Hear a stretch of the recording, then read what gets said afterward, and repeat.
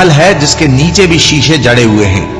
वो बोल उठी कि परवरदिगार, मैं अपने आप पर जुल्म करती रही थी और अब मैं सुलेमान के साथ अल्लाह रब्बुल आलमीन पर ईमान लाती हूँ। और हमने समूद की तरफ उनके भाई स्वालेह को भेजा कि अल्लाह की इबादत करो, तो वो दो फरीक होकर आपस में झगड़ने लगे।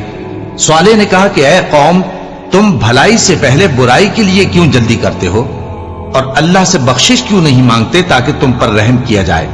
वो कहने लगे कि तुम और तुम्हारे साथी हमारे लिए बुरा शुगून हैं। स्वालेह ने कहा कि तुम्हारी बदशुगूनी अल्लाह के पास है, बल्कि तुम ऐसे लोग हो जिनकी आजमाइश की जाती है। और शहर में 9 शख्स थे जो मुल्क में फसाद किया करते थे और इस्लाह से काम नहीं लेते थे।